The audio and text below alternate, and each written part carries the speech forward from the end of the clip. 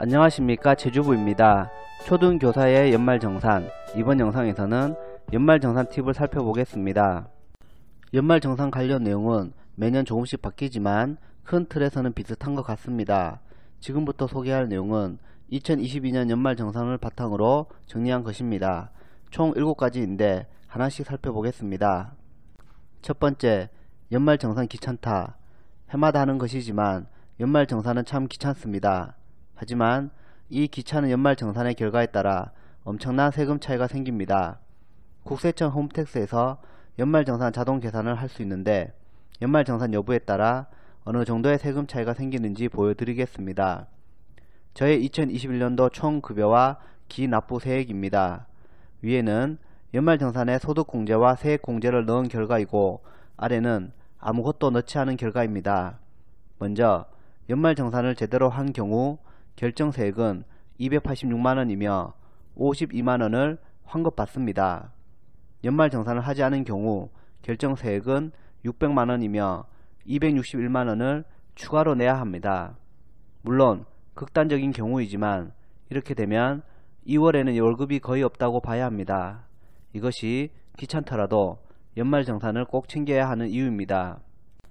두 번째, 쉽게 하는 방법. 연말정산에 필요한 것들만 챙기면 생각보다 쉽게 할 수 있습니다.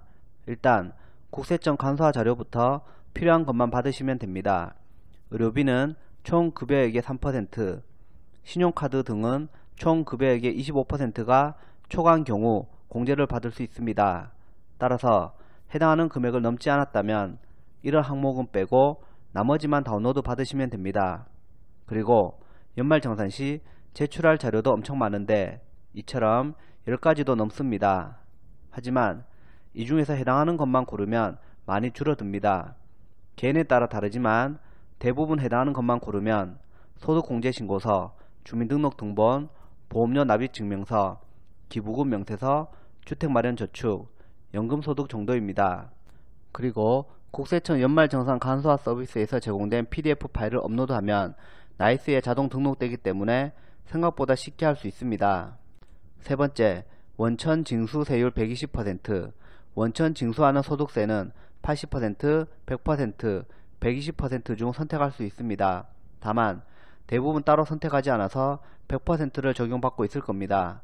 만약 희망할 경우 이런 양식을 작성해서 제출하면 됩니다.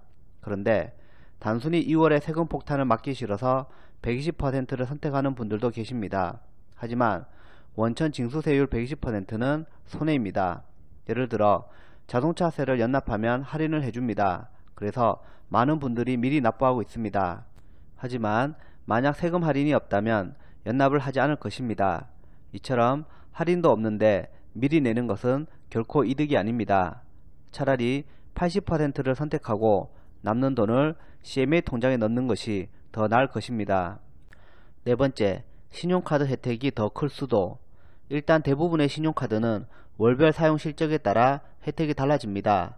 이 표는 제가 1년 동안 신용카드로 할인받은 금액을 월별로 정리한 것인데 연간 23만원 정도를 할인받았습니다. 그리고 제가 2021년에 신용카드, 현금 영수증 등으로 받은 연말정산 혜택이 약 31만원입니다. 하지만 총 급여액의 25%를 넘지 않는다면 31만원의 혜택은 영원히 됩니다. 따라서 개인에 따라 연말정산보다는 신용카드 혜택에 초점을 맞추는 것이 더 나을 수도 있습니다. 참고로 국세청 홈택스에서는 1월에서 9월 신용카드 등 사용액을 조기에 제공하니 미리 확인하시고 연말정산을 대비하는 것도 좋습니다. 다섯 번째, 1인 가구 절세 방법. 1인 가구인 근로자들은 연말정산을 대비해서 할 수 있는 것이 많지 않은데 제가 생각하는 3가지 방법을 소개해 드리겠습니다. 직계 존속의 경우 주소가 달라도 인적 공제가 가능합니다. 나이 요건, 소득 요건이 맞다면 등록하셔서 공제 받으시면 됩니다. 주택마련저축, IRP, 연금저축, ISA 계좌는 많은 분들이 활용하는 방법입니다. 연말정산이 필요없는 가족이 있다면 이분들에게 도움을 받을 수 있습니다. 현금 영수증 결제 시나 종교단체에 기부금 납부 시에 제 이름으로 해주세요 라고 부탁드리는 것입니다. 여섯 번째, 맞벌이 부부 절세. 아마 많이들 아시겠지만 인적공제는 소득이 많은 배우자에게 몰아주는 것이 유리합니다. 소득이 많으면 세금도 많기 때문입니다. 그리고 신용카드, 현금 영수증 등은 총 급여액의 25% 초과인 경우에만 공제가 가능하기에 공제가 가능한 배우자 이름으로 사용하는 것이 좋습니다. 물론 사용 금액이 너무 많아서 한도를 초과할 정도라면 적당히 나누는 것이 유리합니다. 의료비는 총 급여액이 3% 초과인 경우 공제가 가능하기 때문에 소득이 적은 배우자가 유리할 수 있습니다.